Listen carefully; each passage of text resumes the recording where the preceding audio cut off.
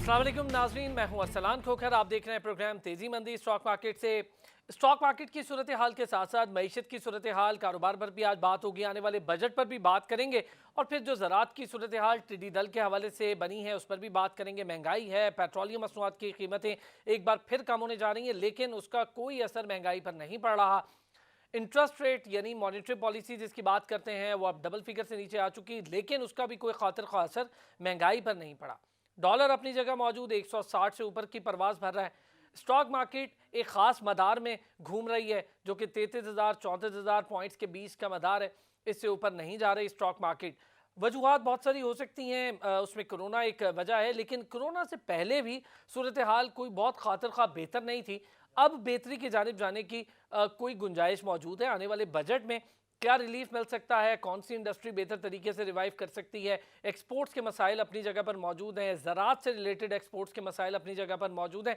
और अब तो टिड्डी दल के हमले के बाद आम की फसल को भी शदीद नुकसान पहुंचा है और उसकी पैदावार भी अब कम होने का खदशा है। इसके साथ साथ कपास के लिए टिड्डी दल बहुत ख़तरनाक है और कपास की पैदावार भी बहुत तेज़ी से गिरावट का शिकार हो सकती है। इसके इम्कान भी जाहिर किए जा रहे हैं। पाकिस्तानी गवर्नमेंट लोन्स लेने पर अभी भी अपने मामलात वहीं के वहीं रखे हैं।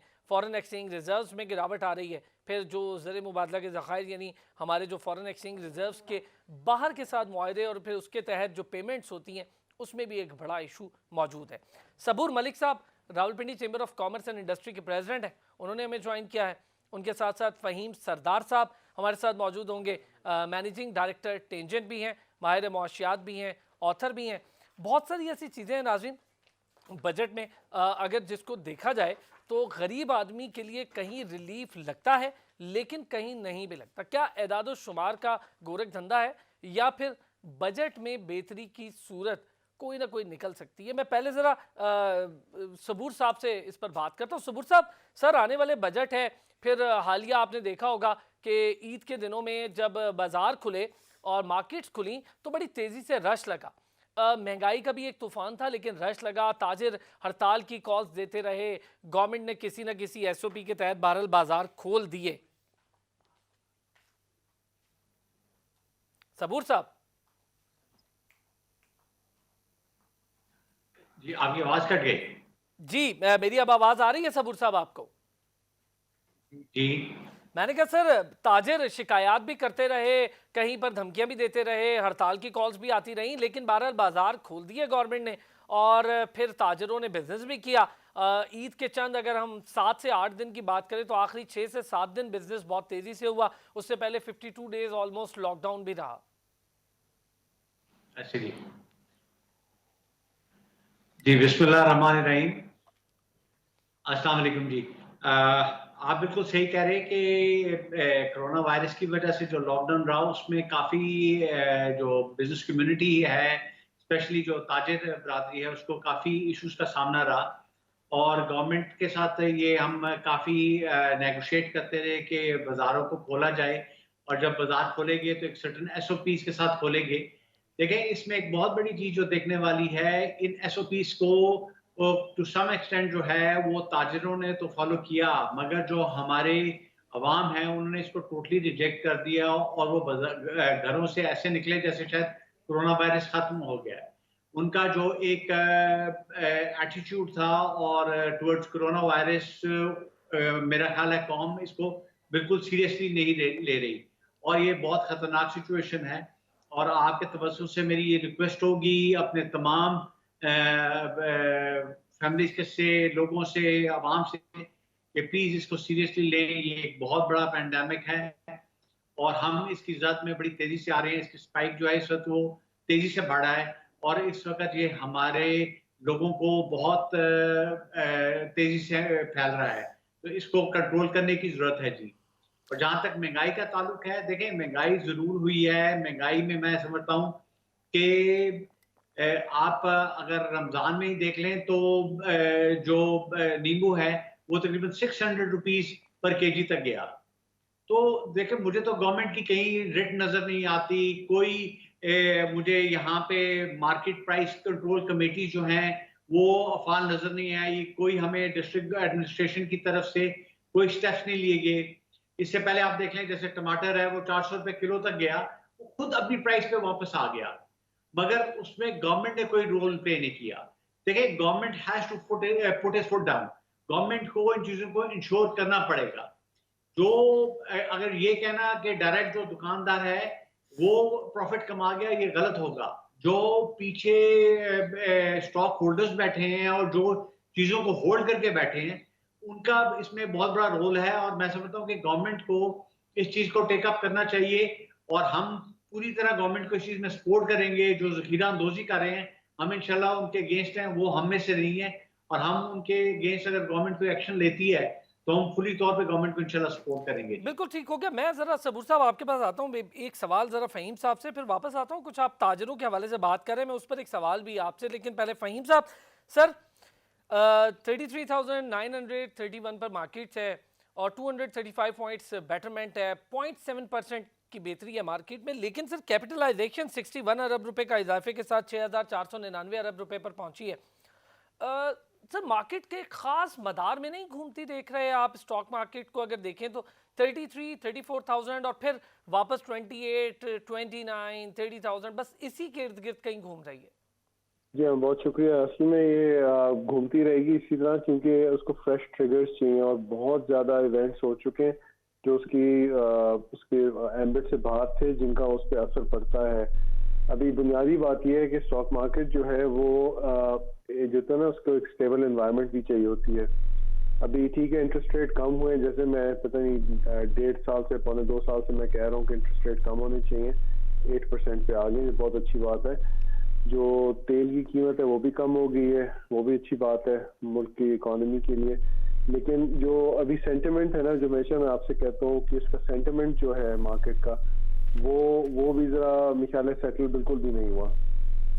और उसमें टाइम सर, दो चीजें। एक तो आप सेंटिमेंट की बात करते हैं, फिर हम जो ग्राउंड रियलिटीज हैं थोड़ी उनकी भी बात कर लेते हैं। जब इंटरेस्ट रेट बहुत तेजी से बढ़ा तो स्टॉक मार्केट पर भी बहुत तेजी से असर पड़ा। डॉलर की कीमत बढ़ी तो स्टॉक मार्केट बहुत तेजी से गिरावट का शिकार हुई। ये बड़ी चीजें एक साथ चलती रहीं। बिल्कुल। और ये बिल्कुल हुआ था और हमें ये इसी तरह नजर आता है। स्टॉक मार्केट कई दफा ज्यादा रिएक्ट करती है और आपका जो मेरे ख्याल है सवाल का जो रुझान है वो बेसिकली उस तरफ है कि भी इतना जल्दी क्यों नहीं रिएक्ट कर रही अपवर्ड मूवमेंट की तरफ।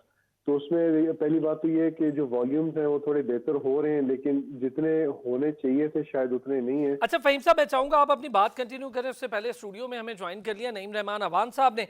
बहुत सारे लोगों के सवालात हैं और आवाम के तो अब ये सवालात हैं कि मुर्गी की कीमत को पर क्यों लग गए। मुर्गी का गोश्त बहुत महंगा हो गया है, अंडे बहुत तेज़ी से उसकी कीमतें बढ़ी हैं। वजूहात क्या हैं? ये रमज़ान भर बर्दाश्त करती रही आवाम, क्या वजह है? ज़रा जानने की कोशिश करेंगे। All Pakistan small poultry association के प्रेसिडेंट हैं नईम रहमान अवान साहब, बहुत शुक्रिया आपका, आपने हमें स्टूडियोज़ में ज्वाइन किया। मैं ज़रा पहले फ़हीम साहब की बात पूरी करूँ। जी फ़हीम साहब।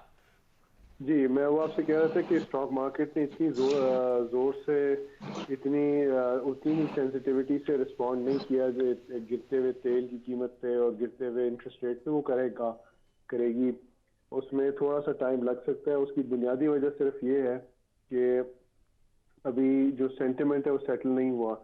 अभी तक कोविड का असर है और अभी आपके जो एक्सटर्नल फैक्टर्स हैं, जैसे कि आपकी जो इकोनॉमी है वो ऐसा अभी भी पॉज हुई भी है, उस तरह से चली नहीं है शुरू।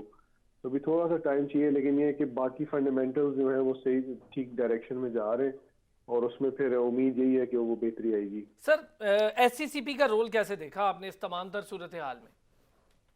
देखिए, एससीसीपी सर खुद भी मुश्किलात का शिकार है एससीसीपी का इदारा। मैं एक्चुअली कहने लगा था कि गवर्नमेंट खुद इतनी प्रेशर में है कि आप इस तरह हर चीज में कोविड है। अब जो अगर आप सवाल पूछेंगे मैं उसका जवाब कोविड दे सकता हूँ। आप पूछेंगे स्टॉक मार्केट का, मैं कोविड में शुरू हो जाऊंगा, तो वो मैं गलत नहीं कह रहा हूँ, लेकिन शायद इतना अच्छा जवाब नहीं होगा। लेकिन मैं ऐसे मिसाल दे रहा हूँ और मतलब कि हुकूमत जो है वो खुद काफी प्रेशर में रही है कोविड और अभी भी मेरे ख्याल है फॉर द फोरसेबल फ्यूचर अगले 2 महीने मुझे लग रहे हैं कि कोविड ही होता रहेगा, क्योंकि उसका असर इतना ज्यादा है। 60,000 से ऊपर बढ़ गए। मैं जरा नईम साहब सर, बहुत सारी चीज़ें तो मैं आपसे करूंगा ये आज बात। पहले तो ये बताएं कि ये जो रमज़ान पूरा गुजरा है, रमज़ान में कहीं पर लॉकडाउन हमने बड़ी तेज़ी से देखा, आखिरी चंद दिनों में लॉकडाउन खुला, फिर रमज़ान की तैयारियां होती हैं, ईद की तैयारियां होती हैं, मुर्गी का गोश्त ऐसा गोश्त है जो उमूमी तौर पे मेरा ख्याल है पाकिस्तान भर में हर घर में पकता। ताजिरों और जो पोल्ट्री एसोसिएशन से रिलेटेड लोग हैं, दोनों में रिटेलर्स और जो उसके बैक पे लोग होते हैं, कितना फ़ायदा भी हुआ इस कारोबार से और इतनी तेज़ी से कीमतें भी बढ़ी मुर्गी के कारोबार की। ओवरऑल बतौर ताजिर आपने कैसा, अभी इतने मुश्किल हालात में भी गवर्नमेंट ने किसी ना किसी तौर बहरहाल खोल दी SOP के तहत दुकानें भी। जी पहली बात मैं आज कहूँ खकर भाई, आपके ही प्रोग्राम के वसात से हमने 2-2.5 बार पहले एक बात की थी कि चूज़ा जो है डंप किया जा रहा है, उसको ड्रम किया जा बिल्कुल हमने बल्कि सच टेलीविजन ने अपने एक रिपोर्ट पैकेज में दिखाया था कि चूज़ों को मारा जा रहा है बनिस्बत इसके कि उसका कुछ इस्तेमाल हो। उस वक्त भी मेरे ख्याल में यही डिस्कस हमारी हुई थी कि ये रेट जो है ना ये ज़्यादा जाएगा आने वाले वक्त में। ये तकरीबन आपने मुझे बताया था कि 300 प्लस हो सकता है, मुझे याद है। जी हाँ। और वही गैप जो है सामने आया है जिसकी वजह से रेट रमज़ान के बाद अभी तक बढ़ा है ब्रायलर का रेट जो है।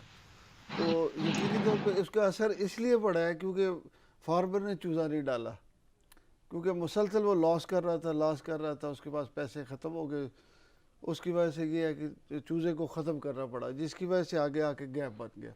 गैप बनने की वजह से 350 रुपये के करीब। सर 400, ये तो आप बड़ा आप जाहिर है आपका बिजनेस है, आप तो कम बताएंगे। 400 मैंने खुद खरीदा तकरीबन। ये हमने यही कहा था। और देखिए ये अभी क्योंकि ना शादियाँ है ना होटलिंग है, ठीक, जिस पे मज़ीद खपत होती है, ना कोई पार्टियाँ है जिस पे ये मुर्गी खपत ज़्यादा होती है। बिल्कुल ठीक। इसके बावजूद ये पोजीशन आजकल है। डेफिनेट ये जो है ना जी, ये महंगाई नो डाउट मुर्गी की ये गैप की वजह से बढ़ी है। लेकिन आप देखें ना इस वक्त आपको जो बकरे का गोश्त है वो 1250 रुपये जी हाँ, का मिल रहा है, 1100 से 1250 के दरमियान। जी बिल्कुल। अब जो बड़ा गोश्त है वो भी 600 रुपये के करीब मिल रहा है। अगर उस हिसाब से देखा जाए तो ये कीमत मेरे ख्याल में कोई इतनी बहुत ज़्यादा नहीं, लेकिन आसान गोश्त कहा जाता था, तो आवाम की पहुंच से ये भी दूर हो रहा है। आवाम क्योंकि मुर्गी का गोश्त सस्ता खाने की आदत एक पड़ गई है। सर डाली है ना पहले आप लोगों ने, अब वो आदत आप खींच रहे हैं। जी, अब वो ज़्यादा बढ़ जाए तो फिर वो काफ़ी ज़्यादा प्रॉब्लम होती है आने वाले वक्त में इंशाल्लाह ताला, क्योंकि बर्ड ये अब ढल रहा है, फार्मर को फ़ायदा हो रहा है, चूज़ा अब ढल रहा है, तो डेफिनेट आगे जाके इसका रिजल्ट। नहीं साहब, 2-3 सवाल मैं पहले ज़रा सबूर साहब के बाद फिर आपसे इसी पर एक। सर सबूर साहब, जहाँ पर मैं मुर्गी के हवाले से सवाल कर रहा था, वहीं पर अगर मैं आम ताजिर की बात करूँ, पिछले अगर बेशक 5 या 6 दिन कारोबार हुआ हो ईद से पहले, कोई 11-12 अरब रुपए से ऊपर का कारोबार मेन सिटीज़ का बता रहा हूँ हो गया है। तमाम ताजिर कह रहे हैं कि 80 से 86% कमी हुई है कारोबार में। ठीक है, लेकिन सर महंगाई इतनी कि जो चीज़ 300 की थी वो 1000 की, और जो 1000 की चीज़ थी वो 2500 की बिकती रही। चाहे मैं जीन्स, जूते, किसी भी चीज़ की बात कर लूँ, शलवार कमीज़ तक के कपड़े की बात कर लूँ, तमाम चीज़ें बहुत महंगी रहीं। तो कारोबार तो चला, लेकिन आवाम की जेब पर छुरियाँ भी बहुत चली।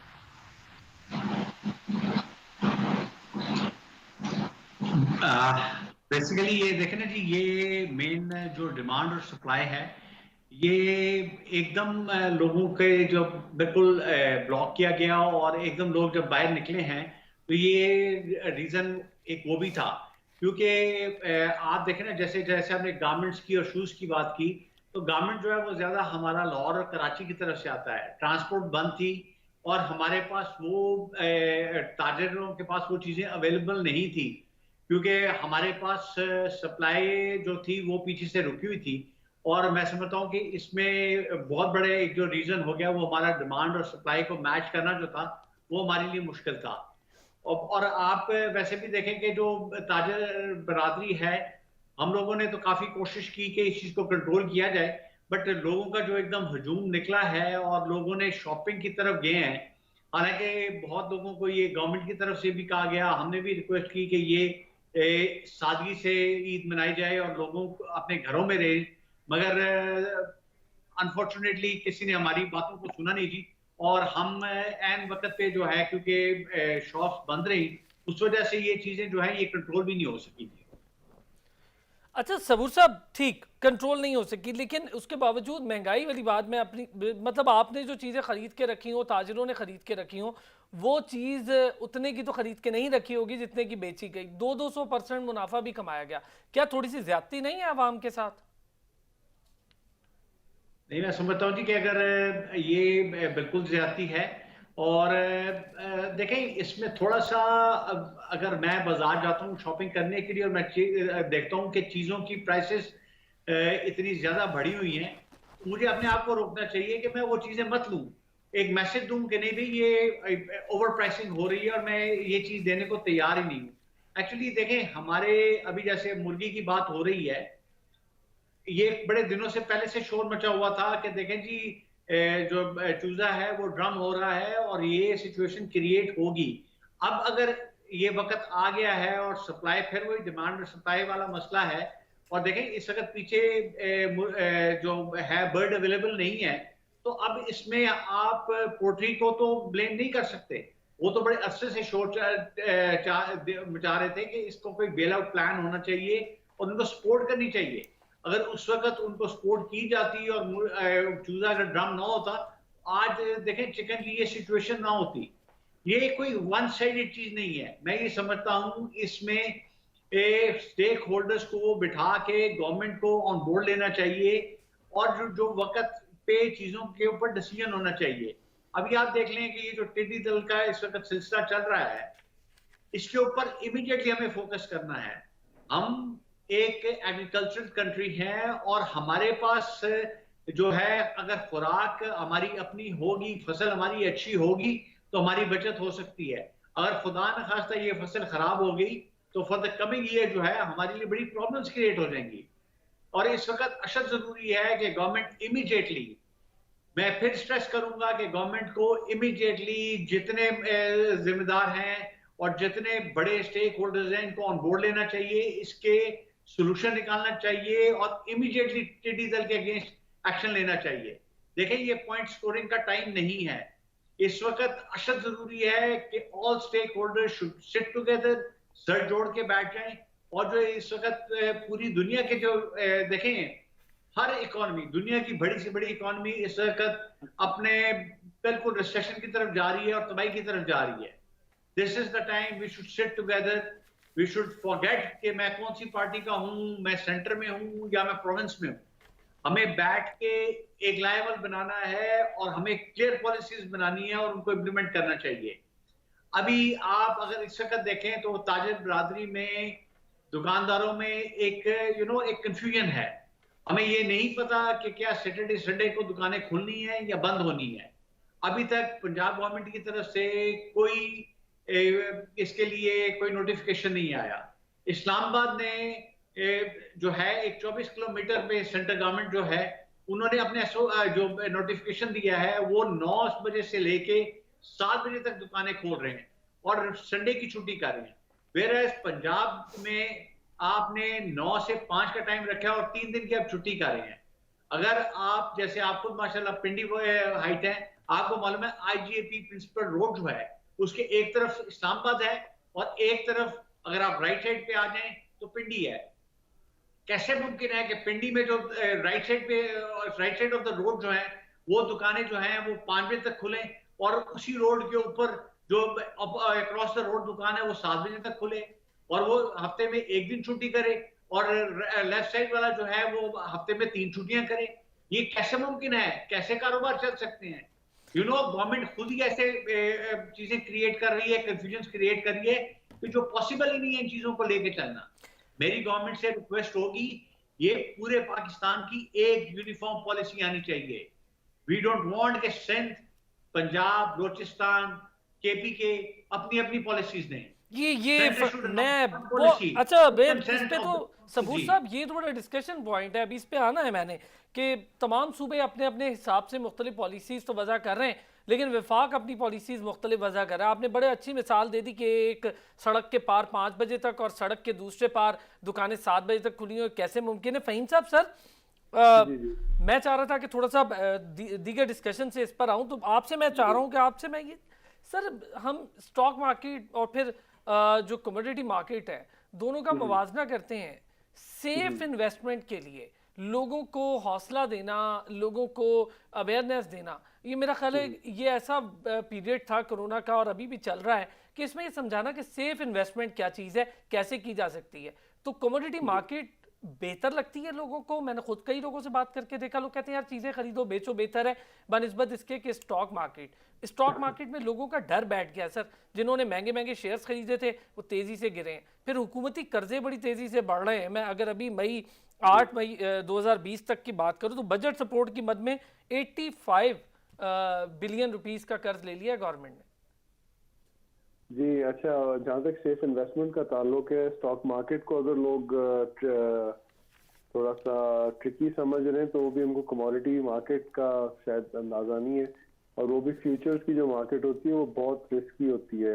अब देखें, कमोडिटीज की जब आप बात करते हैं तो एक तो होता है ना, इंसान कमोडिटी लेके अपने पास रख लेता है, बेशक आप फ्यूचर्स मार्केट से खरीदें या आप स्पॉट मार्केट से खरीदें, अगर आपके पास उसकी ओनरशिप है ना तो फिर आपका रिस्क कम हो जाता है, उसमें खरीदो फरोख्त कम होती है। मसला ये आ रहा है कि लोग समझते हैं कि शायद ये कमोडिटी स्टॉक्स को रखने से रिस्क बढ़ रहा है। असल में रिस्क कम होता है कमोडिटी या सासे को रखने से, आपका रिस्क कम होता है। कि लोग मैं तो कभी भी नहीं कहता कि कमोडिटीज कम रिस्की हैं। वो तो तीसरा एसेट क्लास है जिसमें जाना चाहिए जब आप बाकी सब को अच्छी तरह से समझ चुके हो। यानी कि रियल एस्टेट में इंसान थोड़ा पैसा लगाए, इंसान थोड़ा सा स्पॉट में सोना खरीद ले, अपने घर में रखे, फिर शेयर्स खरीदे, और आखिर में जाके कमोडिटीज मार्केट में थोड़ी ट्रेडिंग करनी चाहिए। अब हर एक के बस की बात नहीं होती कमोडिटीज ट्रेडिंग करने की, इसलिए मैं हमेशा लोगों को गाइड करना चाहूंगा कि भाई आप सेफ इन्वेस्टमेंट का मतलब क्या है। सेफ इन्वेस्टमेंट का मतलब होता है जहाँ पे आप एक्टिव रह सकते हैं और आप एक हेल्दी एक्टिविटी अपनी उसमें रखते हैं। मैं ठीक है फहीम साहब, एक छोटा सा ब्रेक लेना है, मैं ब्रेक से वापस आता हूं तो जरा इस पर भी बात करूंगा कि अब जो लोग हैं, people are more into real estate business, उसकी वजह क्या है कि रियल एस्टेट बिजनेस में इतना ज़्यादा इन्वेस्टमेंट क्यों करना चाह रहे हैं, और हो भी रही है। मराद भी दी गई, लेकिन तामीराती इंडस्ट्री यानी जो कंस्ट्रक्शन इंडस्ट्री है उसको दी गई। फिर कुछ जो बजट है उसमें कुछ चीज़ों पर टैक्सेस और ड्यूटीज़ में कमी हो रही है, वहीं पर बढ़ाई भी जा रही है। ब्रेक लेते, ब्रेक से वापस आते तो इस पर बात करते हैं।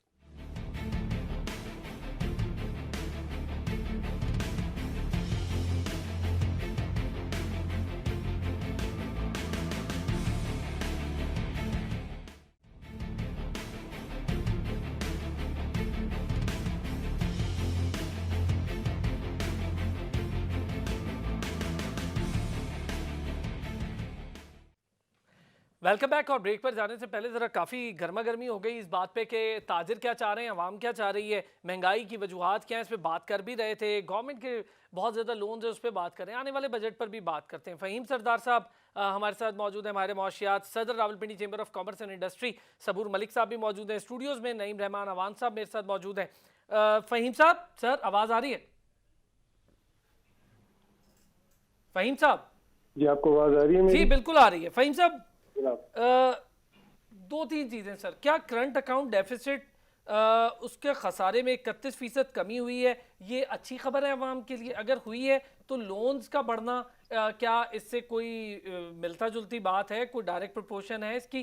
फिर अगर हमारी कमी हो रही है तो यकीनी तौर पर हमारे खर्चों की कमी हो रही है। गवर्नमेंट के खर्चे कम हो तो बेहतर नहीं है कि लोन से जान छुड़ा ली जाए? लोन्स बढ़ते जा रहे हैं। इंटरेस्ट रेट को आपने कैसे देखा? इंटरेस्ट रेट कम होते होते अब 8 पर आ ही गया है। जी अच्छा, देखें, आपका जो करंट अकाउंट डेफिसिट या जो आपको फिस्कल डेफिसिट या ट्विन डेफिसिट, देखें डेफिसिट तब रखे जाते हैं जब आपको फायदा होता है। अगर डेफिसिट फायदे के बगैर हो रहा है तो वो आपको नुकसान ही पहुंचाएगा। तो कई दफ़ा ऐसे मुल्कों की स्ट्रेटजी भी होती है कि उन्होंने डेफिसिट अपना रखना होता है क्योंकि उन्होंने अपनी डोमेस्टिक क्या कहते हैं एक्सपेंडिचर करने होते हैं। उससे होता है वो आवाम की वो बहाली एक्टिविटी वगैरह सब बढ़ जाती है। जो अगर हमारे डेफिसिट कम हो रहे हैं, अगर उनकी कमी आ रही है तो वो बुनियादी तौर पे ठीक है। उससे एक्टिविटी शायद थोड़ी सी कम हो सकती है जो इंपोर्ट रिलेटेड एक्टिविटी होती है। लेकिन मकसद ही ये था कि इंपोर्ट रिलेटेड एक्टिविटी को कम किया जाए, एक्सपोर्ट रिलेटेड एक्टिविटी और डोमेस्टिक एक्टिविटी को बढ़ाया जाए। अब देखिए फिर दूसरी बात आपने की कि अगर वो कम हो रहा है तो हमारे खर्चे भी कम होने चाहिए। बात आपकी ठीक है। मसला ये है कि हमने इतने कर्जे पहले से लिए हुए हैं कि उनको फाइनेंस करने के लिए, उनको सर्विस करने के लिए आप एक साइकिल में पड़ जाते हैं, और वो एक विशियस साइकिल जिसको कहते हैं। अब उसमें कई दफ़ा आपको जैसे कि आजकल तीसरा महीना जा रहा है कि इकोनॉमीज बिल्कुल पॉज हुई नहीं है। तो जब वो पॉज होती हैं तो उसका मतलब है कि आमदन रुकी हुई है, इसका मतलब है कि टैक्स की कटौती रुकी हुई है, तो सब कुछ रुका हुआ है, तो उसमें एक खसारा वैसे ही बन जाता है। साथ ही जो पॉजिटिव बात है वो ये दो है।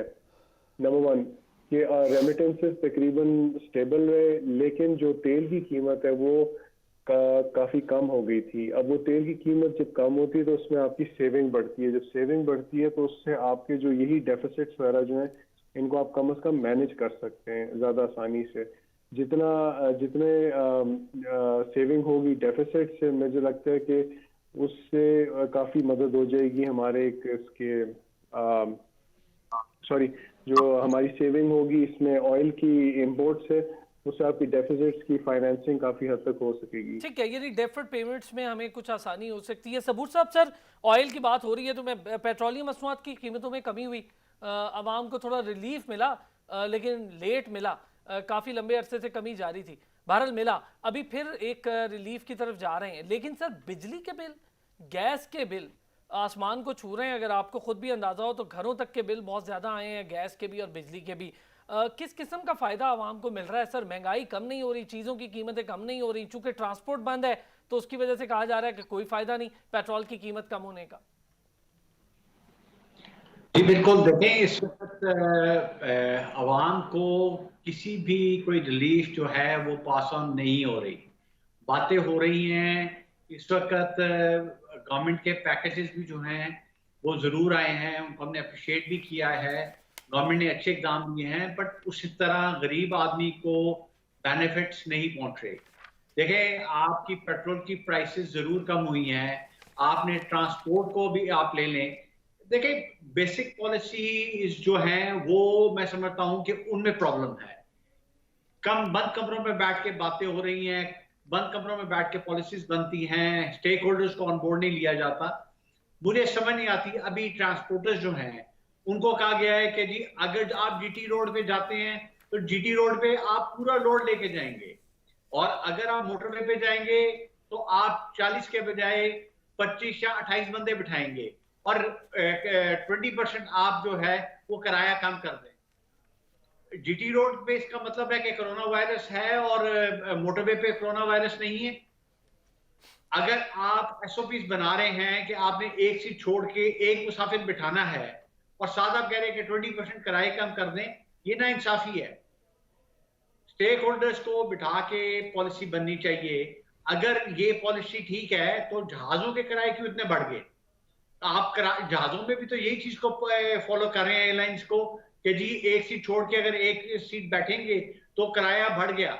आप देखें इस वक्त जो आज अमेरिका के लिए 31 के लिए मैं फेयर चेक कर रहा था, वो तकरीबन 2,13,000 रुपए का टिकट है वन वे। ये जो चीजें हैं ये पॉलिसी बैठ के एक जैसी पॉलिसी होनी चाहिए। ट्रांसपोर्ट की अगर पॉलिसी है तो एक जैसी होनी चाहिए। जहाज के लिए कुछ और, बसों के लिए कुछ और, गाड़ियों के लिए कुछ और, ये ऐसे सिलसिले नहीं चलेंगे।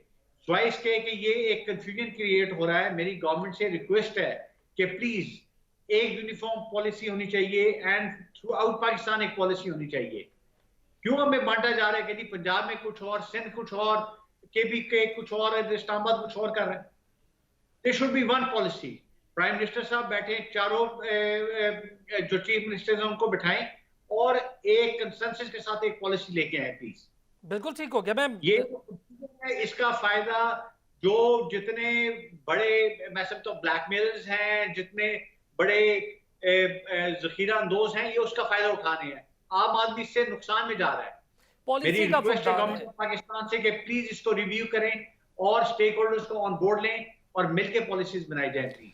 नईम साहब, पॉलिसी का फुकदान है। आप लोगों ने बेल आउट पैकेज की बात की थी, जो सबूर साहब ने भी जिक्र किया कि कुछ bail out package poultry industry के लिए भी होना चाहिए। जी अब तो सर ये जो इंटरेस्ट रेट कम हुआ है, जी पेट्रोल की कीमत कम हुई है, ट्रांसपोर्टेशन जाहिर है कि उसकी भी कीमत कम होती है जब पेट्रोल की होती है, लेकिन ट्रांसपोर्ट बंद है। क्या ये वजह भी है कि बहुत ज़्यादा महंगी हो रही हैं चीज़ें, मुर्गी समेत आप लोगों के मसाइल? असल में मसला वही सर ने जो बात की है।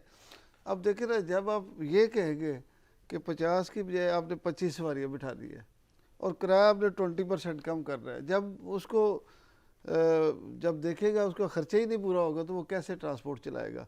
वो पॉलिसी एक बनानी चाहिए। वही बात है कि पॉलिसीज़ होंगी, इक्वल पॉलिसी होंगी, तमाम सूबों के लिए होगी तो वो ज़्यादा बेटर हो सकता होगा। दूसरा, आप देखें ना, आपकी माशाल्लाह कोशिशों से आपने ताजरों के लिए बहुत बड़ा काम किया, साइज टीवी ने बहुत बड़ा काम किया। अब देखें ना, 19% थे, ये 8% पे आ गया है इंटरेस्ट रेट। तो ये बहुत बड़ी माशाल्लाह आपकी वजह से कामयाब हुई। हम तो आपने लगे बहुत सर, इसमें अभी फाइट भी की लगे हुए आपने। कि इसको तो और कम होना चाहिए अभी और। हाँ जी, बहुत फाइट आपने क्या करके तो यहाँ तक आप लेकर आए। दूसरा, मैं एक अर्ज करना चाहता हूँ कि देखें, आप शॉपकीपर को, दुकानदार को पकड़ लेते हैं, हाँ जी आपको इसको पकड़ लो जी, ये ज़्यादा बेच रहा है। अब आपने उससे पूछा यार आप खरीद क्या, किस हिसाब से खरीद रहे हैं? तो ये सारा डिमांड एंड सप्लाई का है। जब वो महंगा लेगा तो वो कैसे सस्ता बेच सकता है।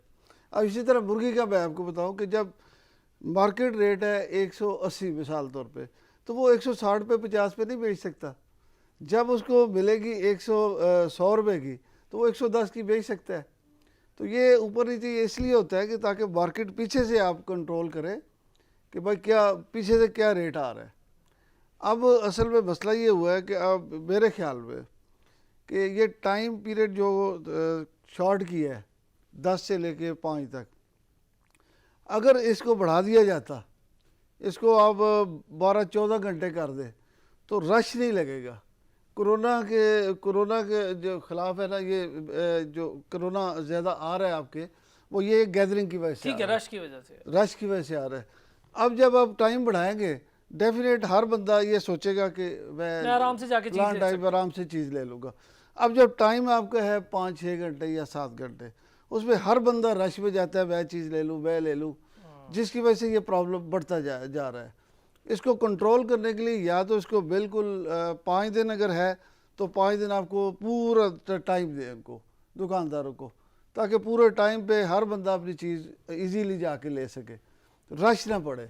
रश पड़ने की वजह से वही बात आपकी आ जाती है कि अगर रश पड़ा हुआ है, एक चीज़ है 500 की, वो बंदा 600 की दे रहा है, तो मैं 600 दे के तो वो लेके आ जाऊँगा। लेकिन अगर रश नहीं है तो वो 500 की चीज़ अगर दे रहा है तो मैं बहस करूँगा उससे, बहस करके कुछ कम कराने की कोशिश करूँगा कि यार ये कम करे। तो इसलिए मेरे ख्याल में कि बेहतर ये है कि टाइम इसको बढ़ाया जाए। अगर मार्केटें खोल ली हैं, इसके टाइम को बढ़ाया जाए। ये एक वैसे ऑप्शन हो सकता है। फ़हीम साहब, सर बिल्कुल दुरुस्त बात है। दो हज़रात एक बात बड़ी इंपॉर्टेंट कह रहे हैं कि कोई चीज़ जहाँ से ख़रीदी जा रही है, अगर वहाँ से महंगी आ रही है तो ख़रीदने के बाद जो बेचने वाला है वो उसको सस्ता कैसे बेच सकता है? गवर्नमेंट अपनी पॉलिसीज़ वज़ा कर देती है, डायरेक्शंस दे देती है, रेट्स दे देती है।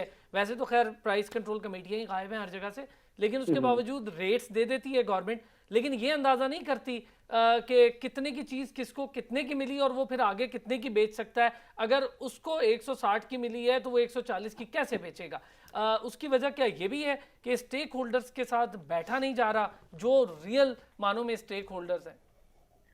जो बुनियादी बात है वो ये है कि इस कोरोना से डिमांड और सप्लाई बिल्कुल हिल गए और वो उनको सेटल होने में टाइम लगेगा। जब आप सब्सिडी देते हैं किसी भी इंडस्ट्री में या आप किसी चीज़ पे क्लैंप करते हैं प्राइस पे, तो वो आप डिमांड और सप्लाई में एडजस्टमेंट सख्ती की से ला रहे होते हैं और वो बेसिकली मतलब फितरती चीज़ नहीं होती, वो ज़्यादा सा चल नहीं सकती। इसीलिए दुनिया की गवर्नमेंट्स जो हैं जो एडजस्ट कर रही हैं अपने आप को, वो डिमांड एंड सप्लाई के जरिए कर रहे हैं बजाय कि प्राइस के जरिए एडजस्ट करें। अब पाकिस्तान में जैसे जो हुआ है वो सारे मुल्क में, दुनिया में ऐसे हुआ है कि डिमांड सप्लाई बिल्कुल हिल गया है। अभी प्राइवेट सेक्टर जो मर्जी है कहता रहे, गवर्नमेंट सेक्टर जो मर्जी है कहता रहे, ये लोग इकोनॉमिस्ट जो प्रैक्टिकल हैं वो ही ये चीज़ समझ सकते हैं कि कितना ज़्यादा डिमांड सप्लाई हिल गया है, उसका जो जहाँ वो इंटरसेक्ट करते हैं वो उसको इक्विलिब्रियम कहते हैं, वो इक्विलिब्रियम हिल गया सारा। तो इसमें थोड़ा सा टाइम लगेगा। जो प्राइवेट सेक्टर की जो बात है वो गवर्नमेंट बिल्कुल सुन रही है, और मेरा ख्याल है कि गवर्नमेंट चाहती है कि इवेंचुअली उन्हीं की बात चले। अब आखिरकार देख लेना, वो टेक्सटाइल में रिबेट्स रिफंड दे दिए ना काफी सारे, जी हाँ। मेरे ख्याल 91% शायद दे दिए हैं, कुछ इस तरह करके सुनने की भी कोशिश कर रहे हैं। लेकिन साथ ही ये, जैसे मैंने आपसे शुरू में कहा था कि आप कोई सवाल पूछेंगे मैं कोविड का जवाब दे दूंगा। वो मेरा वो गलत मतलब जवाब नहीं है, लेकिन ये कि कोई इतना अच्छा जवाब भी नहीं है कि कोई जिससे आपको कोई फायदा हो या कोई आपको तसल्ली पहुंचे। डिमांड सप्लाई को एडजस्ट होने में टाइम लगेगा, और शुक्र है कि इंटरेस्ट रेट कम हो गए, शुक्र है कि तेल की कीमत कम हुई है, शुक्र है कि रेमिटेंसेस रीजनेबली स्टेबल हैं। और अभी सर रेमिटेंसेस इकोनॉमी अब खोल कम रहे हैं। होने का खदशा भी जाहिर किया जा रहा है। फिर मैं आपको बताऊं कि जो बजट है हमारा आने वाला बजट, उसके बारे में जो तरक्याती बजट है वो भी को बहुत ज़्यादा मुख्तस करने की बात नहीं हो रही। पब्लिक प्राइवेट पार्टनरशिप के तहत जो 200 अरब रुपए से ज़ायद मुख्तस किए जा रहे हैं, तरक्याती बजट की बात कर रहा हूँ, इतनी तजवीज़ है। फिर कोई जो बजट महसूलात हैं वो कोई 4150 से 4500 अरब के करीब मुकर्रर किए जाने का इम्कान है। ये ज़राए के मुताबिक जो चीज़ें अभी तक आई हैं उस पर बात कर रहा हूँ मैं। फिर बुनियादी अशिया खुरनोश जो है उसकी अगर देख लें तो उस पर टैक्स में तो कमी कर रहे हैं, लेकिन टैक्स होगा, ख़रीदने वाले पर बोझ होगा। यानी जो आमदनी है वो नहीं बढ़ रही लोगों की, लेकिन टैक्सेस का बोझ वहीं का वहीं होगा। जी हाँ, ये चैलेंजेस साफ नजर आ रहे हैं, और भी देखते हैं कि फाइनल उसका क्या वो चीज़ सामने आती है। देखिए, ये चैलेंजेस सिर्फ पाकिस्तान में नहीं, थ्रू आउट है। लोग शायद नहीं रियलाइज कर रहे कि कोरोना का कितना वहशियाना असर आया है। वो खुद इतनी वहशी चीज़ नहीं है जितना उसका असर है, और असर जो खौफ और ये और वो जिसकी वजह से इकोनॉमी रुक गई। ताजिर कहता है जितना जल्दी काम कर सकते हो करो, और फिर साइड पे हो, ये वो इस तरह करके आवाम कहती है चीज़ खरीद के भागो, ये तो जैसे ये दिस इज अब नॉर्मल। तो अभी आपकी बात बिल्कुल सही है कि अभी चीज़ें सेट नहीं है, टाइम लगेगा। और मैं यही कह सकता हूँ इस वक्त कि अभी हमें थोड़ा सा और ऑब्जर्व करना है कि इकॉनमी को जो खोल रहे हैं कि ये कितनी जल्दी पिकअप करती है।